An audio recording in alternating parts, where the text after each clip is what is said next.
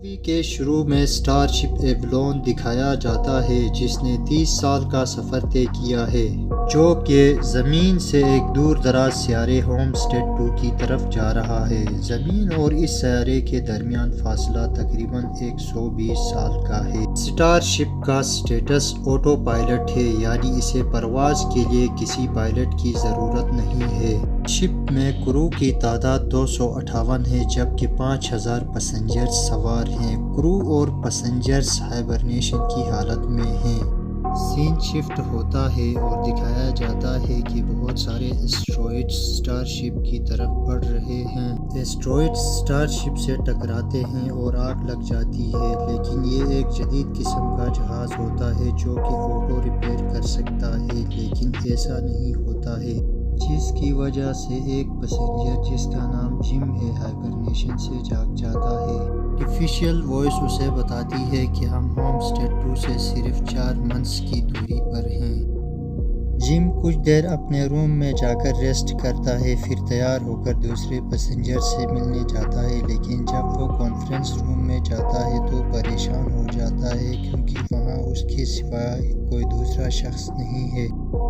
Gym अब दौड़ता हुआ एलिवेटर में सवार होकर एवलॉन के ग्रैंड हॉल में पहुंच जाता है, लेकिन वहां उसे मतलूबा इंफॉर्मेशन नहीं मिलती है और एक आर्टिफिशियल वॉइस उसे कंट्रोल रूम में जाने का कहती है, लेकिन कंट्रोल रूम का दरवाज़ा नहीं खुलता है क्योंकि सिर्फ क्रू मेंबर्स वहां जा सकते हैं। जिम वहां से चला जाता है।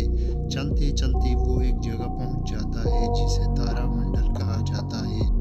वहाँ वो एक और आर्टिफिशियल वॉइस से पूछता है कि हम कहाँ हैं, तो उसे बताया जाता है कि होमस्टेड 2 से 90 साल की दूरी पर और ज़मीन से 30 साल के फासले पर। अब वो जान जाता है कि वो वक्त से पहले जागा है। वो कंट्रोल रूम से अर्थ को इमरजेंसी हेल्प के लिए मैसेज रिकॉर्ड कराता है। तभी उसे पता चलता है कि ये मैसेज अर्थ तक पहुंचने में 19 साल लगेगा। वो कहते हैं ना आसमान से गिरा खजूर पे अटका। जिम की हालत भी ऐसी होती है। वो मायूस होकर वहाँ से जाता है, पर अचानक उसकी नज़र बार बार पड़ती है। वहाँ उसे एक इंसान दिखाई देता है। वो उसके पास जाकर बात करता है तो उसे मालूम होता है कि ये तो एक रोबोट है। बारटेंडर अपना नाम आर्थर बताता है। अब ये लोग काफ़ी देर तक बात करते हैं। इसके बाद जिम रेस्टोरेंट में जाता है कुछ खाने के लिए, पर उसे वहाँ पता चलता है कि वो तो गोल्ड क्लास मुसाफिर नहीं है, लिहाजा उसे सस्ती चीज़ें खाकर गुजारा करना होगा। जिम अब इस स्टारशिप एवलॉन को एक्सप्लोर करने लगता है। एक दरवाज़ा तोड़कर बहुत ही कंफर्टेबल रूम में जाता है। कुछ देर वहाँ आराम करता है। ख़ुद को इंजॉय करने के लिए मुख्तलिफ गेम्स खेलता है, यहाँ वहाँ भटकता रहता है। हर रोज़ एक ही किस्म का खाना खाता है और साथ ही मलंगों की तरह दाढ़ी भी बढ़ाता है। हर तरफ गंदगी फैली हुई होती है। वो अपनी लाइफ से बहुत उकताता है क्योंकि 1 साल उसका एवलॉन पर गुजर जाता है। यहाँ सीन शिफ्ट होता है। जिम एक स्पेस सूट के पास जाता है, उसे पहनकर बाहर की दुनिया देखने जाता है। स्पेस देखकर जिम बहुत लुत्फ़अंदोज़ होता है, लेकिन साथ ही साथ उसकी आंखों से आंसू निकल आते हैं। वो वापस स्पेसशिप में आता है। तन्हाई की वजह से वो अब सुसाइड करने का सोच रहा होता है कि अचानक उसकी नज़र स्लीपिंग चैम्बर पर पड़ती है जहाँ एक खूबसूरत लड़की सोई हुई है जिसका नाम अरोरा है। जिम उसके पास बैठकर उसके बारे में इंफॉर्मेशन कलेक्ट करता है। जिम हर वक्त अरोरा के बारे में सोचता रहता है। दरअसल जिम अब अरोरा से प्यार करने लगा है। वो अरोरा को जगाने के बारे में सोचता है, लेकिन उसका ज़मीर उसे ऐसा करने से रोकता है। जिम आर्थर से भी इस हवाले से बात करता है। आर्थर को भी अरोरा को जगाने का आइडिया पसंद आता है। अब दिखाते हैं कि जिम कुछ टूल्स की मदद से अरोरा का स्लीपिंग पोड ख़राब करता है। जो ही अरोरा हाइबरनेशन से बेदार होती है, जिम अपने टूल्स के साथ वहां से भाग जाता है। फाइनली जिम और अरोरा की मुलाकात होती है। अरोरा जिम से काफ़ी कुछ दरियाफ्त कर लेती है। इसके बाद ये दोनों तारामंडल में जाते हैं। अरोरा को पता चलता है कि वो तो टाइम से पहले जागी हैं। वो वहाँ से भागकर स्लीपिंग चैम्बर में जाती हैं, फिर से हाइबरनेट होना चाहती हैं, लेकिन जिम उसे परसुएड करता है कि वो ये सब पहले ट्राई कर चुका है। اب وہ دونوں اس میں ٹریپ ہو چکے ہیں۔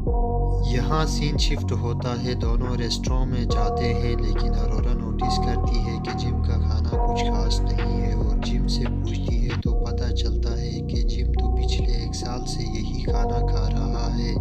ارورا ریگریٹ فیل کرتی ہے اور جم کو اپنا کھانا آفر کرتی ہے۔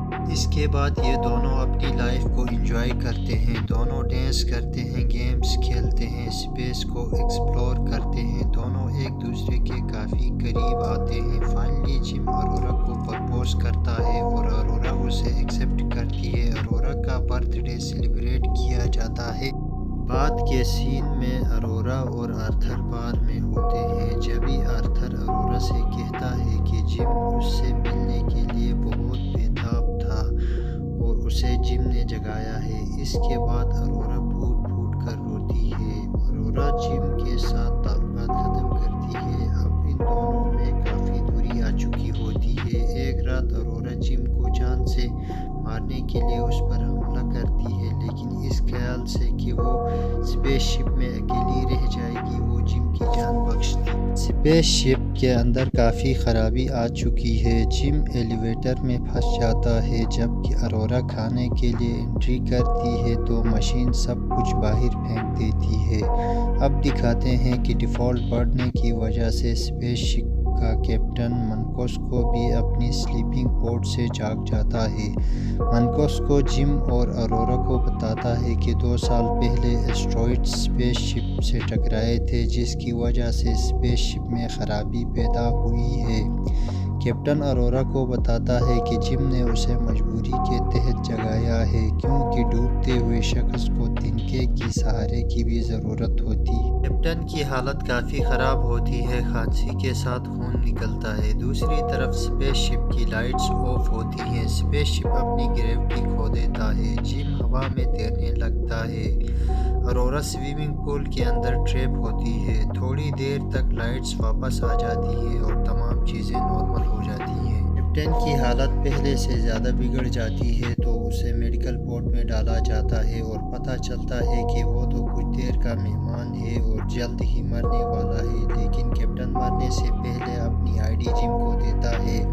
اب جم اور ارورا اسپیس شپ کے ہر حصے میں ایکسیس کر سکتے ہیں۔ اب سین بدل جاتا ہے اور دکھاتے ہیں کہ اسپیس شپ کا آٹو سسٹم کافی حد تک خراب ہو چکا ہے۔ بارٹینڈر آرتھر خود کو ڈسٹروائے کر رہا ہے، لیکن جم جلد ہی آرتھر جو کہ ایک روبوٹ ہے اس کی بیٹری نکال دیتا ہے۔ جم اور ارورا فیوژن ری ایکٹر والی جگہ جاتے ہیں جہاں بہت سے سوراخ ہیں۔ وہ مین سوراخ بند کر دیتے ہیں، جس کے نتیجے میں ہیٹ فیوژن ری ایکٹر کے اندر ٹریپ ہوتی ہے اور اسپیس شپ کا ٹمپریچر بہت بڑھ جاتا ہے۔ وہ دونوں ہیٹ ریلیز کرنے کی کوشش کرتے ہیں پر ناکام ہوتے ہیں، کیونکہ فیوژن ری ایکٹر کا ہیٹ ایگزٹ ڈور لاک ہوتا ہے۔ جم اسپیس میں جاتا ہے اور ہیٹ ایگزٹ ڈور کو اوپن کرتا ہے، لیکن جب وہ ہینڈل کو چھوڑتا ہے تو دروازہ بند ہوتا ہے۔